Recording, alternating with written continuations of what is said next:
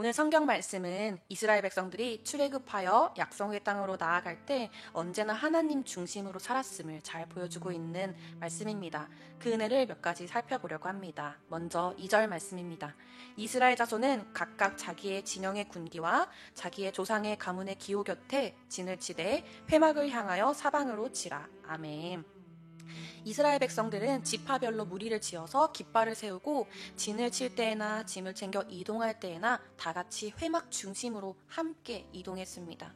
그들의 무리 한가운데에 회막을 세우게 하시고 또 늘 회막을 향하여 바라보게 살게 하셨습니다.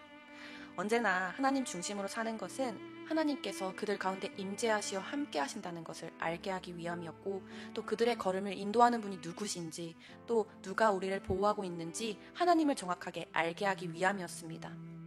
하나님께서는 각 지파별로 인구수를 계수하시고 군대로 조직한 다음에 각 지파의 규모와 역량에 맞춰서 위치를 배치하셨고 행군하는 순서도 정하셨습니다. 하나님께서는 그러면 어떻게 배치하셨을까요? 본문 3절입니다.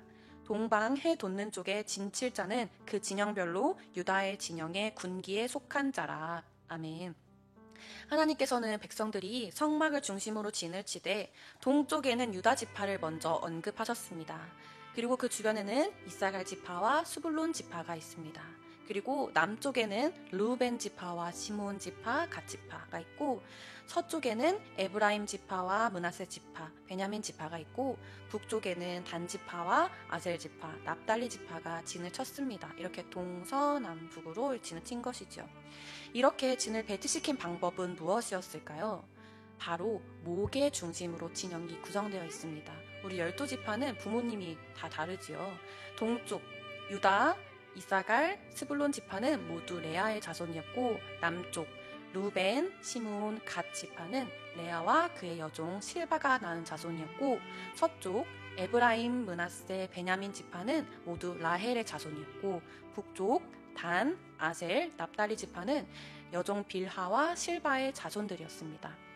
이렇게 가까운 형제들끼리 한 진영에 묶은 것은 형제가 하나 되어서 서로 힘을 합치도록 마음을 한마음 한뜻을 품고 나아갈 수 있도록 하기 위함이었습니다. 이렇게 주님의 길을 따르기 위해서는 특별히 어려운 고난과 또한 수많은 유혹들이 있는 광야의 길을 잘 헤쳐나가기 위해서는 우리가 같은 목적을 가지고 한마음 한뜻이 되어야만 그렇게 나아갈 수가 있습니다.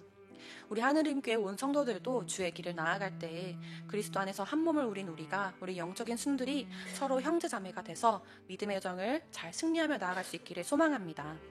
우리 교회가 하나일 때 교회를 무너뜨리기 위한 사탄 악한 권세 또한 유혹을 물리치고 더욱더 우리가 복음으로 무장돼서 함께 거룩하게 세워나가게 될 줄 믿습니다. 그런데 주목해볼 말씀이 있습니다. 바로 3절입니다. 동방 해 돋는 쪽에 진칠자는 유다의 진영의 군기에 속한 자라.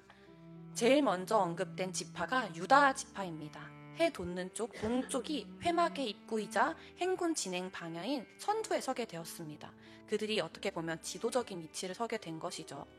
어떻게 유다 지파가 이런 영광을 누릴 수 있게 된 것일까요?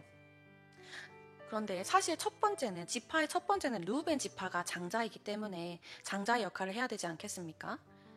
르우벤 자손들이 선두가 아니라 두 번째 그룹으로 행진하는 남쪽 그룹으로 밀려나게 된 이유는 그가 장자의 역할을 뺏겼기 때문입니다. 아니, 정확히 말하면 스스로 그 축복을 버렸기 때문입니다. 그것은 르우벤이 창세기의 말씀처럼 아버지의 여종 빌하와 간통함으로써 아버지의 권위를 훼손하였고 죄를 범하였습니다. 창세기 49장 3절과 4절에서는 르우벤에 관하여 이렇게 이야기합니다. 3절입니다. 르우벤아, 너는 내 장자요 내 능력이요 내 기력의 시작이라. 위풍이 월등하고 권능이 탁월하다마는 4절 물의 끓음 같았은즉 너는 탁월하지 못하리니 내가 아버지의 침상에 올라 더럽혔음이로다. 그는 자신의 설기로 인하여서 부모도 욕되게 하였고 자신도 욕되게 만들었으며 그의 자손들까지도 욕되게 만들었습니다. 한편 유다는 어떻습니까? 사실 유다도 형들에 비해서 또 동생들에 비해서 뛰어나거나 특별한 점은 별로 없었습니다. 유다가 과거에 동생 요셉과 베냐민을 구하기 위해 2번이나 조금 도와준 정도, 또 어떻게 보면 더 많은 죄를 갖고 있었죠. 며느리 다말과 통간하는 실수를 범하고 또 이렇게 회개하기도 했습니다. 그러나 하나님은 그런 보잘것없던 유다 또한 그의 자손들 유다 지파를 사용하기로 작정하십니다. 뛰어나서가 아니라 우월해서가 아니라 타고난 혈통의 권위가 아니라 전적으로 하나님께서 선택하셨기 때문에 사용하신 것입니다. 하나님께서 그의 구원 계획을 위해 그의 지파를 선택하셨고 약속하셨고 또 그래서 그 영광을 누리게 되었습니다. 온전히 하나님이 결정하신 것, 그래서 우리는 이것을 은혜라고 부릅니다. 우리가 보잘것없지만 하나님께서 우리를 선택하셨기 때문에 그 영광을 누리는 것, 그것이 바로 은혜입니다. 내 공로가 아닌, 내 힘이 아닌 오직 하나님께 선택받아서 그 귀한 사명을 감당하게 된 것이죠. 그래서 우리가 할 것은 그저 감사할 수밖에 없는 인생이 된 것입니다. 그리고 하나님의 은혜임을 알고 사명받은 자에게 구할 것은 오직 감사와 순종 그리고 충성입니다. 하나님께서는 유다 지파가 이스라엘을 다스리는 지도자 역할, 선두에 서게 될 것이라는 것은 창세기 49장에서 이미 야곱의 입술을 통해 말씀하였습니다. 또 그리고 그 약속을 하나님의 선하신 구원 계획 속에서 세밀하게 이루어 가셨습니다. 창세기 49장 8절 말씀 제가 읽겠습니다. 8절입니다. 유다야, 너는 내 형제의 찬송이 될지라. 내 손이 내 원수의 목을 잡을 것이요 내 아버지의 아들들이 내 앞에 절하리로다. 아멘. 하나님께서는 이렇게 유다 지파를 리더로 삼아주셔서 하나님의 구원 계획에 세워주셨습니다. 또한 이 일을 맡겨셨을 때는 그들에게 이렇게 이 일을 감당할 수 있는 힘과 능력을 동시에 부어주셨습니다. 아무 특별한 것이 없던 유다와 그의 자손들이 후에는 가장 번성한 자녀, 가장 많은 수를 보유하고 있는 지파가 되었습니다. 유다 지파는 74,600명입니다. 다른 지파는 5만 명, 4만 명, 3만 명이었으나 유다 지파는 7만 명으로 제일 번성하게 해주셨고 축복해 주셨고 그렇게 리더로서 잘 감당하도록 하나님이 준비해 주셨습니다. 이처럼 사람의 눈으로 볼 때에는 때론 저렇게 별거 없는 사람이 하나님의 일을 하기에는 부족해 보이고 흠이 많아 보일 수 있으나 하나님 보시기에는 예비된 자녀, 특별한 자녀, 준비시켜줄 자녀로 보고 계십니다.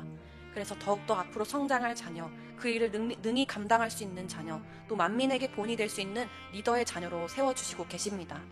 이런 은혜가 저와 여러분 또한 우리 자녀들에게 가득하길 소망합니다. 고린도후서 9장 8절입니다.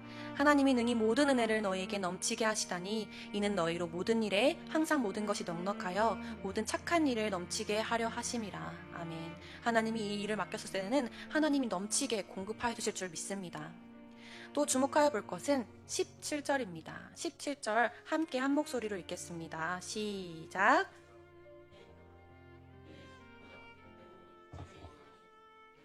네, 그들의 진친 순서대로 각 사람은 자기의 위치에서 자기들의 길을 따라 앞으로 행진할 테니라. 아멘. 레위인은 또한 이스라엘 진 중앙 한가운데서 행진했습니다. 또 이스라엘 12지파는 레위 지파 주변을 둘러싸는 방식으로 진을 쳤습니다. 정확히 말하면 12지파가 회막, 하나님이 임재하시는 곳을 중심으로 12지파가 진을 친 것이겠죠. 이렇게 회막이 정 가운데 있다는 것, 또 레위인들이 정 가운데에서 살아가야 된다는 것은 거룩한 부담감이 그들에게 있을 것입니다. 레위인들은 하나님의 회막을 옮기는 일, 또 그 안에 모든 기구를 옮기고 관리하는 일, 성막을 돌보며 그렇게 진을 치는 자들입니다. 그렇다면 오늘날 레위인들은 누구입니까? 흔히 목회자라고 생각할 수 있겠지요. 그러나 목회자뿐만이 아니라 우리 모두가 영적 제사장이고 영적 레위인입니다. 가정의 영적 제사장이며 교회 안에서 봉사하고 섬기는 이들이며 하나님 중심으로 사는 우리들이 바로 그 레위인들, 영적인 이들입니다. 하나님께서는 우리 모두에게 베드로전서 2장 9절을 통해 말씀하셨습니다. 너희는 택하신 족속이요 왕같은 제사장들이요 거룩한 나라요 그의 소유된 백성이니. 아멘. 이는 너희를 어두운 데서 불러내어 그의 기이한 빛에 들어가게 하신 이의 아름다운 덕을 선포하게 하려 하심이라. 아멘.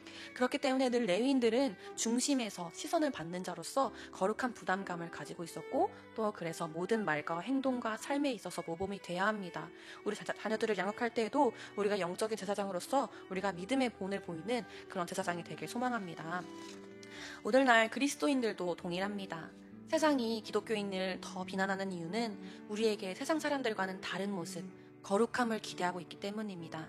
다른 종교와 달리 기독교는 진짜라는 것을 사실 인정하기는 싫어하시겠지만 그들이 그의 영으로는 알고 있기 때문에 진짜에게 기대하는 바가 크기 때문입니다. 우리에게 그런 거룩한 사명이 있음을 깨닫고 하나님만 바라보고 사는 저와 여러분이 되시길 소망합니다. 그래서 우리의 착한 행실을 통해서 믿음의 본이 되길 소망합니다. 하나님을 내 삶의 주인으로 삼는 삶, 하나님 중심으로 사는 삶, 늘 하나님만 바라보며 사는 우리 되시길 소망합니다. 성경 말씀입니다. 이같이 우리의 빛이 사람 앞에 비치게 하여 그들로 우리의 착한 행실을 보고 하늘에 계신 우리 아버지께 영광을 돌리며 또 이렇게 주님께로 돌아오게 하는 일에 헌신하는 우리 모든 성도님들 또한 우리 거룩한 자녀가 되시길 소망합니다.